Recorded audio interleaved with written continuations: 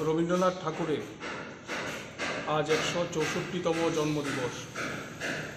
সারা দেশ জুড়ে নানান কর্মসূচির মধ্য দিয়ে রবীন্দ্রনাথ ঠাকুরের এই জন্মদিবস পালিত হচ্ছে।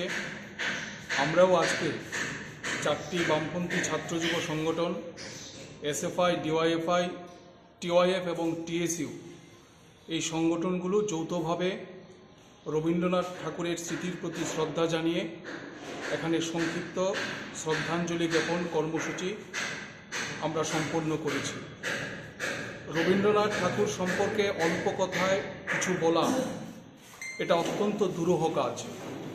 আমরা সবাই জানি যে রবীন্দ্রনাথ শুধুমাত্র একজন ব্যক্তি নয়, রবীন্দ্রনাথ ঠাকুর হচ্ছে গোটা জাতির বেঁচে থাকার আধারের অন্যতম একটা মাধ্যম। রবীন্দ্রনাথ তার লেখা, কবিতা, গান, নাটক, প্রবন্ধ ইত্যাদির মধ্য দিয়ে সমাজের নানান দিক মানুষের সামনে তুলে ধরেছেন।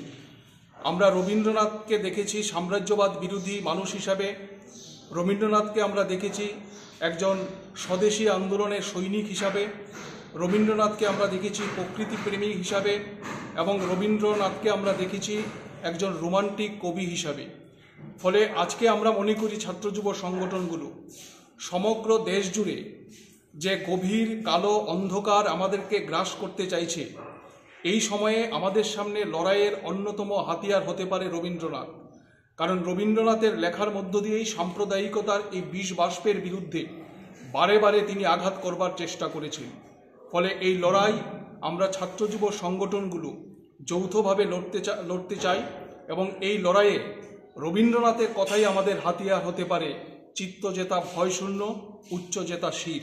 আমরা সামনের সারিতে দাঁড়িয়ে সাম্প্রদায়িকতা, ধর্মান্ধতার বিরুদ্ধে লড়াই করে একটা সুন্দর ভারতবর্ষ মানুষের সামনে প্রতিষ্ঠিত করবার যে স্বপ্ন দেখছি, এই স্বপ্নকে বাস্তবায়িত করবার অন্যতম হাতিয়ার হিসাবে রবীন্দ্রনাথের লেখা, রবীন্দ্রনাথের চিন্তা ভাবনা আমাদের হাতিয়ার। এই দৃষ্টিভঙ্গি নিয়েই আজকে ছাত্র যুব সংগঠনগুলো সারা রাজ্য জুড়ে প্রতিটা বিভাগে এই রবীন্দ্রনাথ ঠাকুরের 164তম জন্ম